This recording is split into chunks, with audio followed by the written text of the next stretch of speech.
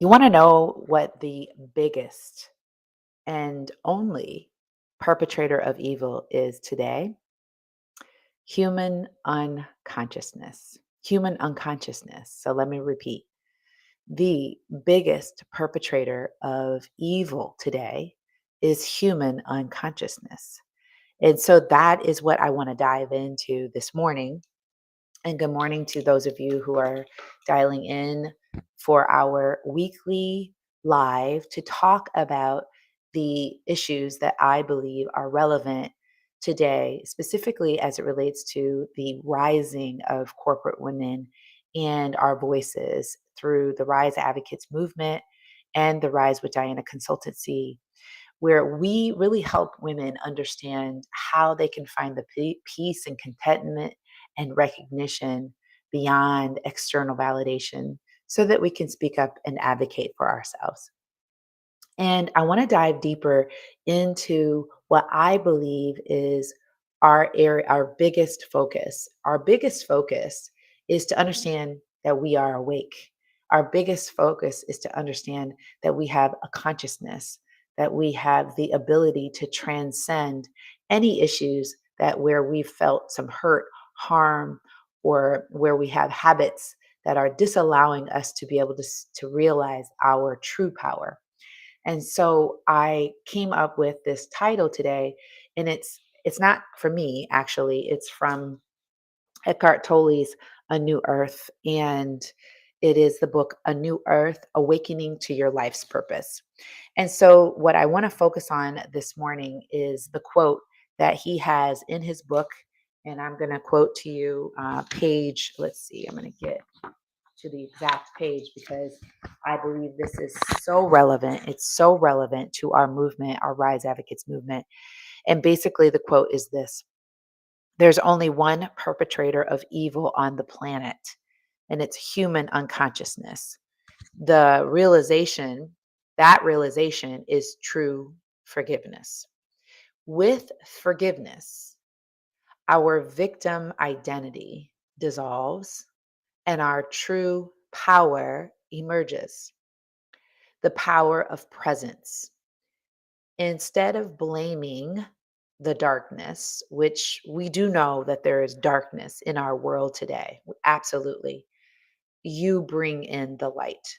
So instead of focusing on all of the evil we believe is being perpetrated on today, the darkness and the problems and the shifts and all the things going on, I have always stood for this understanding that if we can find our true power, we can stand in that and we can be what it is that we've called to be. But there's some problems.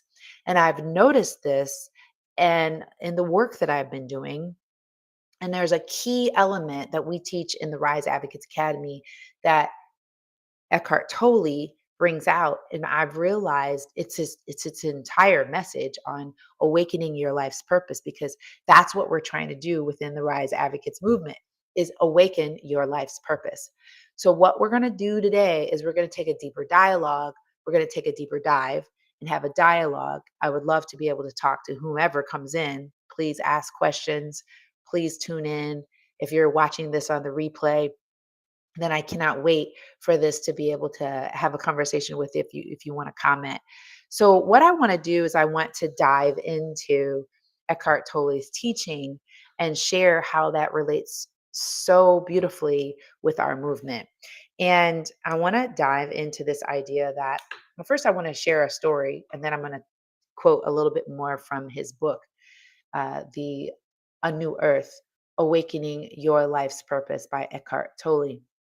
I want to share a story that I realized was something I needed to work on. So, some of you know my story that I grew up, I had a white dad, a black mom, and my father was abusive. And I had five older sisters and one younger brother. And I realized at a very young age, my job, my role was to find a way to live a new way. I was always questioning, why do we have to live this way? What? Let's try this. Let's do this.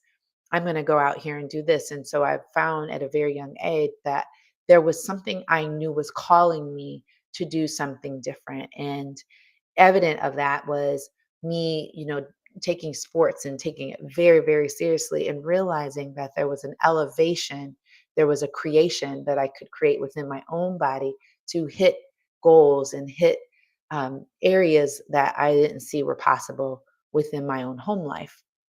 And I know a lot of people who can relate to that. But I also started questioning, so why is it that my dad is this way? Why is it my mom is this way? And I almost started to having this idea that this what is going on in my home is going to live in me, and it was inside of my soul, inside of my being, that it began to fight. I began to understand that I wanted to fight evil. I wanted to stand up against people who do wrong to other people. So, this is something I saw it being the sixth child of seven. I just saw a movie playing out in front of me that I wanted to fight bad people. I wanted to overcome evil with good, and I wanted to do it. And I realized that I want to go to law school. I want to fight the bad people. And I didn't realize that the hurt and the anger that I felt as a result of that childhood would stay with me until I began to unwind it and be the light. I just didn't know how. So I continued on to go to college. I continued on to go to law school with this fire inside of me.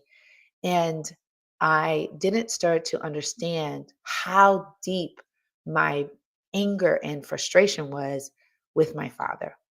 And I was so angry that I realized that, a lot of white men were perpetrating evil, and they were the people that needed to be shown how evil they were. And so I set out to do that.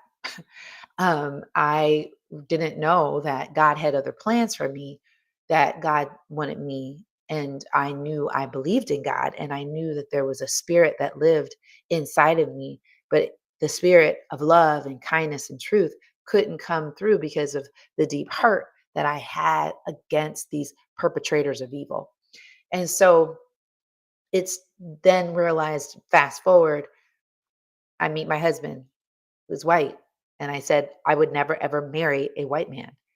And that was the first indication that I was holding my now husband. Yes, we got married, been married now 27 years. I was holding my husband's love towards me, and me being able to love him hostage because of the evil that was perpetrated to me from a white man who just happened to be my father. But the pain and the issue is deeper than that. I, of course, married my husband, and I started to realize I needed to find a way to do good. I needed to find a way to be good. And that began my uprising of healing, my uprising of knowing that I can do something amazing. But it took me forgiving my father, forgiving the harm that was done to me, for me to be able to do good. So I want to share that with you because that's the root. It's true forgiveness. It is where we need to forgive our past, forgive the perpetrators of evil, so that we can be light, so that we can do great work in this world.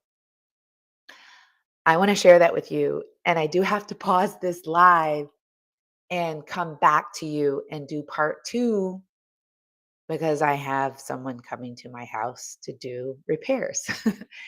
So I want to come to you with part two here in a moment, but I want to share that with you, and I'll put this root into the biggest perpetrator of evil. We'll call this biggest perpetrator of evil part one, and I will come back to you on that. All right. I'll see you in a moment.